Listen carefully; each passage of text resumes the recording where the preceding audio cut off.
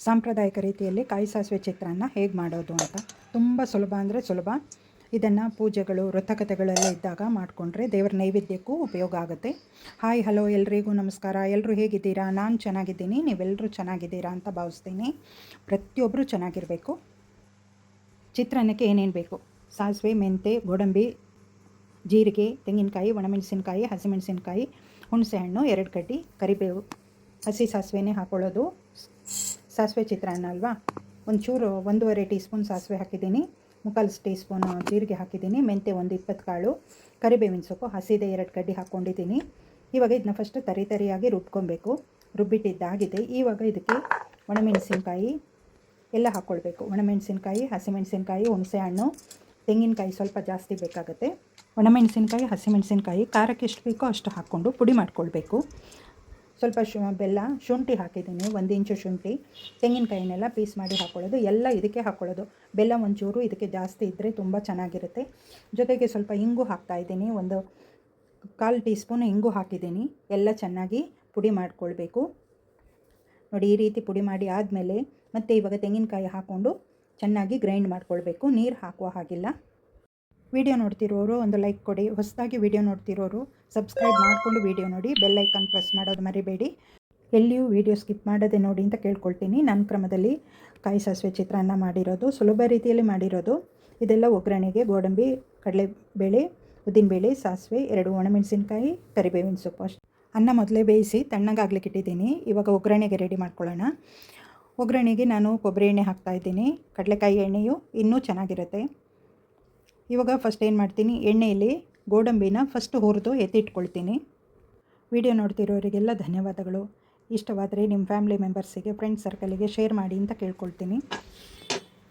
ಒಗ್ಗರಣೆಗೆ ಕಡಲೆಬೇಳೆ, ಉದ್ದಿನಬೇಳೆ, ಸಾಸಿವೆ, ಗೋಡಂಬಿ, ಕರಿಬೇವಿನ ಸೊಪ್ಪು, ಒಣಮೆಣಸಿನ್ಕಾಯಿ, ಕಡಲೆಕಾಯಿ ಬೀಜ ಇಟ್ಕೊಂಡಿದ್ದೀನಿ. ಫಸ್ಟು ಇವಾಗ ಗೋಡಂಬಿನ ಹುರಿದು ಎತ್ತಿಟ್ಕೊಳ್ತೀನಿ. ಚೂರು ಕಲರ್ ಚೇಂಜ್ ಆದರೆ ಸಾಕು. ಸಾಸಿವೆ ಹಾಕ್ಕೊಳ್ತಾ ಇದ್ದೀನಿ. ಸಾಸಿವೆ ಸಿಡಿದ ನಂತರ ಕಡಲೆಬೇಳೆ, ಉದ್ದಿನಬೇಳೆ ಎಲ್ಲ ಹಾಕಿ ಹುರ್ಕೊಳ್ಳೋದು. ತುಂಬ ಚೆನ್ನಾಗಿರುತ್ತೆ, ಬೇಗನೆ ಆಗುತ್ತೆ. ಡಬ್ಬಿಗೂ ಇದು ಲಂಚ್ ಬಾಕ್ಸ್ ಸ್ಕೂಲ್ ಮಕ್ಕಳಿಗೆಲ್ಲ ಕೊಟ್ಟು ಕಳ್ಸೋಕ್ಕೆ ತುಂಬ ಚೆನ್ನಾಗಿರುತ್ತೆ. ಬ್ರೇಕ್ಫಾಸ್ಟಿಗೂ ಚೆನ್ನಾಗಿರುತ್ತೆ. ಕರಿಬೇವಿನ ಸೊಪ್ಪು ಹಾಕ್ಕೊಂಡಿದ್ದೀನಿ. ಉದ್ದಿನಬೇಳೆ ಎಲ್ಲ ಸ್ವಲ್ಪ ಕಲರ್ ಚೇಂಜ್ ಆಗಬೇಕು. ಆನಂತರ ಕರಿಬೇವಿನ ಸೊಪ್ಪು, ಒಣಮೆಣಸಿನ್ಕಾಯಿ ಹಾಕ್ಕೊಳ್ಳೋದು. ಕಡಲೆ ಬೀಜನೂ ಹಾಕ್ಕೊಳ್ಳೋಣ. ಇವಾಗ ಅದನ್ನು ಸ್ವಲ್ಪ ಹುರ್ಕೊಳ್ಬೇಕು. ವಿಡಿಯೋ ನೋಡ್ತಿರೋರು ಒಂದು ಸರ್ತಿ ಟ್ರೈ ಮಾಡಿ ಅಂತ ಹೇಳ್ತೀನಿ. ಇಷ್ಟವಾದರೆ ಬೇರೆಯವರಿಗೂ, ಫ್ರೆಂಡ್ಸ್ ಸರ್ಕಲಿಗೆಲ್ಲ ಶೇರ್ ಮಾಡಿ. ಎಲ್ರಿಗೂ ಇಷ್ಟವಾಗುತ್ತೆ. ಚಿಕ್ಕ ಮಕ್ಕಳಿಂದ ದೊಡ್ಡವರವರೆಗೂ ಇಷ್ಟಪಟ್ಟು ತಿನ್ಬೋದು. ಒನ್ ಡೇ ಟ್ರಿಪ್ ಅಂತ ಹೋಗ್ತೀವಿ, ಆವಾಗ ಸುಲಭ ರೀತಿಯಲ್ಲಿ ಬೇಗನೆ ಆಗುವ ಈ ಕಾಯಿ ಸಾಸಿವೆ ಚಿತ್ರಾನ್ನ ಮಾಡ್ಕೊಳ್ಬೋದು. ಅರಿಶಿಣ ಪುಡಿ ಸ್ವಲ್ಪ ಹಾಕ್ಕೊಳ್ತಾ ಇದ್ದೀನಿ. ಅರಿಶಿಣ ಪುಡಿ ಆರೋಗ್ಯಕ್ಕೂ ಒಳ್ಳೆಯದು, ಕಲರು ಬರುತ್ತೆ, ತುಂಬ ಚೆನ್ನಾಗಿರುತ್ತೆ. ಮತ್ತು ಇವಾಗ ರುಬ್ಬಿರೋದಲ್ಲ, ಪುಡಿ ಮಾಡಿ ಇಟ್ಟಿರ್ತೀವಲ್ವ, ಅದನ್ನು ಹಾಕ್ಕೊಂಡು ಚೆನ್ನಾಗಿ ಹುರ್ಕೊಳ್ಬೇಕು.